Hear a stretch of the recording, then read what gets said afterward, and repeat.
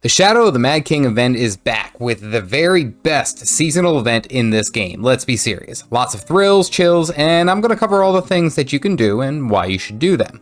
There will be a small section at the end for those who have already done this but want the updated features for 2023.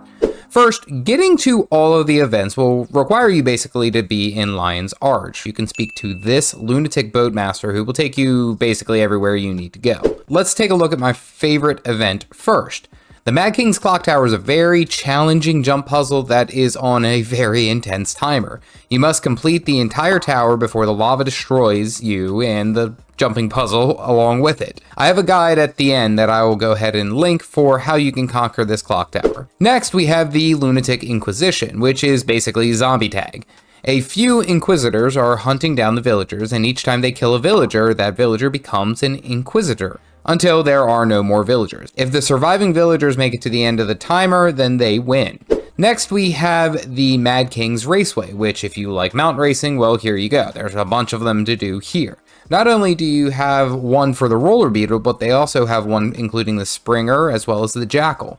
And if you don't have these mounts, don't worry. You can rent them right next to where the mount race starts. Then we have the Reaper's Rumble, which is kind of like League of Legends, but faster and with less salt. You collect pumpkins and you throw them into your mausoleum to spawn more skeletons to overwhelm your enemies' towers and mausoleums, basically. The skeletons, however, are not pushovers, so be careful, they can hit kind of hard. Then, of course, you can fight enemy players for some sweet PvP action and points as well. Next, we have the Ascent To Madness, which you get to fight the Mad King himself, which is typically suited for a group event, so I suggest looking under the Festival tab for groups for this particular context. This is your typical boss fight, but periodically he will ask you to do Simon Says, which you must do exactly what he says, or well, goodbye. Then periodically that same event, the Mad King Says, will appear where you follow along and you slash emote whatever he is asking you to do, but only if the Mad King says.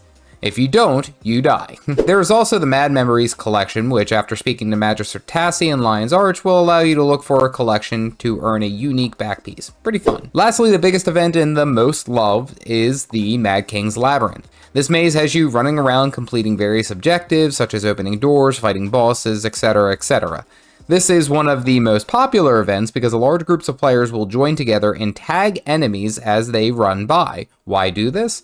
You can loot tons of trick-or-treat bags, which are the main loot bags during this event, without really any extra effort. It's very simple.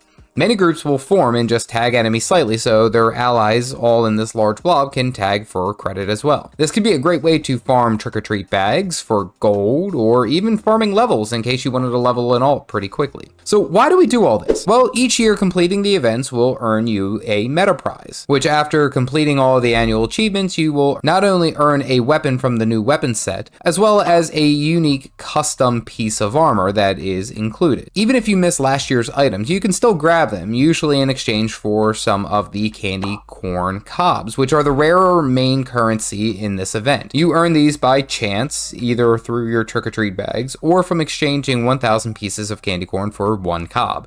These tend to be decently expensive, so choose what you want to purchase with these. Now, for the simple part, you can sell the trick-or-treat bags on the post for some pretty great gold very easily.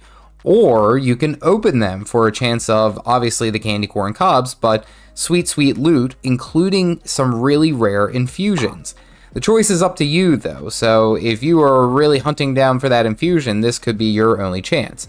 If you want the more guaranteed gold up front, then sell the trick-or-treat bags. It really falls down to you. And of course, there are plenty of items for you to earn, so getting some of the candy corn can obviously definitely help, so that you can purchase some more candy corn cobs and get some other loot. It's really what you're after. Now let's go ahead and review the items that are new this year. For the first half of the new meta, you can earn the Grim Machine weapons, which honestly look like they're giving me the engineer vibe.